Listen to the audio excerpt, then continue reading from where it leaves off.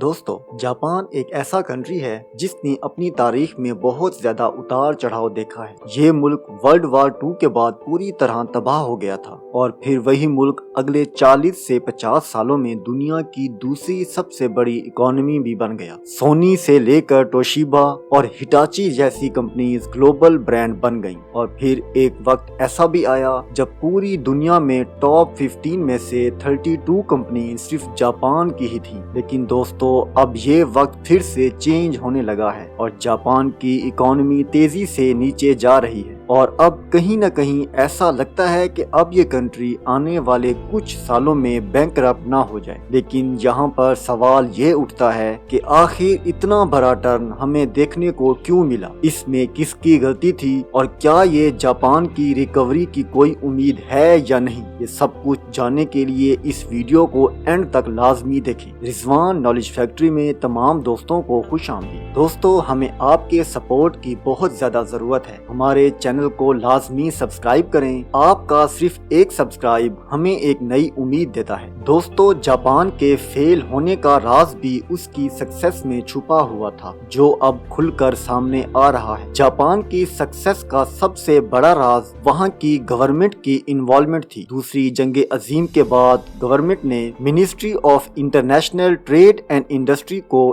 Establish کیا، اور اب اسی ادارے کی وجہ سے ہم جاپان کی سکسیس سٹوری میں داخل ہوتے ہیں۔ اس ادارے نے جاپان کے بینکنگ سیکٹر کو اس کے انڈسٹریل سیکٹر سے جوڑا، جس کی مدد سے کاروبار کے لیے لون لینا بہت ہی آسان ہو گیا تھا۔ اسی دور میں سونی جیسے برانڈ بھی سامنے آئے، جنہوں نے امریکہ سے ٹرانزسٹر ٹیکنالوجی کو لائسنس کر کے ریڈیو بنانا شروع کر دیا۔ سونی کے ریڈیوز اتنے ہٹ ہوئے کہ اس کے بعد پیناسونک اور توشیبا جیسی کمپنیز بھی اسی راستے پر چلنے لگی، اور پھر ادھر سے شروعات ہوئی جاپان کی الیکٹرانک انڈسٹری کی۔ پھر وقت گزرنے کے ساتھ ساتھ جاپان نے کار مینوفیکچرنگ اور انڈسٹریز میں بھی ایکسپینڈ کرنا شروع کر دیا، اور گورنمنٹ نے بھی اس چیز کو دیکھتے ہوئے اور مینوفیکچرنگ کو زیادہ کرنے کے لیے ٹیکس میں بہت زیادہ حد تک کمی کر دی، اور اس کے ساتھ ساتھ جاپان نے جان بوجھ کر اپنی کرنسی کو ڈی ویلیو کر دیا تاکہ ان کے ایکسپورٹس کے منافع کو بڑھایا جا سکے۔ اور پھر وقت گزرنے کے ساتھ ساتھ یہ کمپنیز پوری دنیا میں اپنے پلانٹس لگانے شروع کر دیے، لیکن جاپان نے تو کچھ اور ہی سوچ رکھا تھا۔ سال 1971 میں منسٹری آف انٹرنیشنل ٹریڈ جیسے ادارے نے سب کمپنیز کو اکٹھا کیا اور سیمی کنڈکٹر پر ریسرچ کرنے کا کہا۔ دوستو آپ لوگوں کو یہ جان کر بہت حیرانی ہوگی کہ اس ریسرچ میں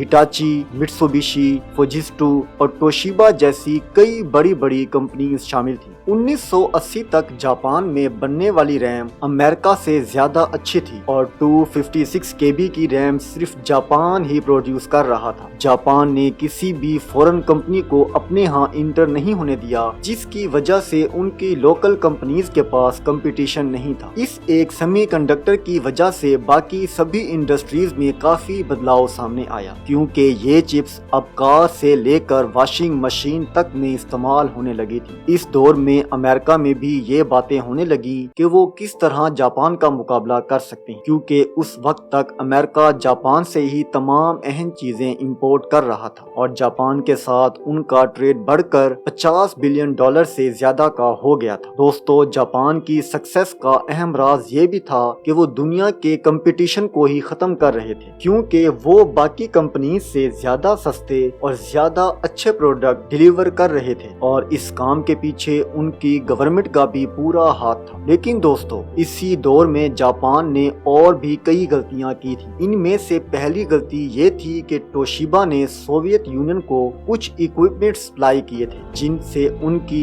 سب میرین کافی اپ گریڈ ہو گئی تھی۔ کیونکہ یہ کولڈ وار کا زمانہ تھا، اسی لیے توشیبا کے اس موو نے امریکہ کو کافی ناراض کر دیا تھا۔ اس کے علاوہ جاپان کی اتنی گروتھ ग्रोथ की वजह से उनकी करेंसी भी लगातार बढ़ रही थी और ये बात एक्सपोर्ट्स के शोबे में कहीं भी अच्छी नहीं थी। और जापान के लिए ये बात भी बहुत परेशान कुन थी कि इस गेम में अब नए प्लेयर्स की एंट्री भी शुरू हो गई थी। जापान के हमसाया ममालिक चीन और साउथ कोरिया ने तेजी से ग्रोथ अचीव करना शुरू कर दिया। जहां साउथ कोरिया में सैमसंग, एलजी और हुंडई जैसी कंपनीज अब वर्ल्ड में फैल रही थी, वहीं पर ताइवान की TSMC ने सेमीकंडक्टर को अपने कब्जे में करना शुरू कर दिया था। चीन भी तेजी से खुद की इकोनॉमी को इम्प्रूव कर रहा था और ये सारा कुछ एक साथ होने की वजह से जापान का इन्फ्लुएंस तेजी से कम होने लगा था और उनकी कंपनीज का मार्केट शेयर भी गिरने लगा था। जहां 80 की दहाई में दुनिया की टॉप 50 में से 32 कंपनीज जापान की थी, आज वहीं टॉप 50 में सिर्फ टोयोटा ही अकेली कंपनी रह गई है। जापान के साथ एक दूसरी गलती ये भी रह गई थी कि उनकी रिकवरी का रास्ता अब और मुश्किल हो गया है। आज जापान के ऊपर उनकी GDP से ज्यादा 3 गुना ज्यादा उधार है और इसके साथ साथ उनकी पॉपुलेशन भी उनका साथ नहीं दे रही। जापान की पॉपुलेशन में यंग लोग तेजी से कम हो रहे हैं और आज वहां पर बूढ़े लोग ज्यादा हैं। जापान का बर्थ रेट भी बहुत कम है और दोस्तों, जब किसी मुल्क में यंग लोग ही नहीं होंगे तो उसकी इकोनॉमी को कौन संभालेगा। दोस्तों, वैसे तो जापान ने बहुत सारे प्लान बनाए हुए हैं कि वो आगे चलकर अपनी इकोनॉमी को बहुत स्ट्रॉन्ग कर लेगा,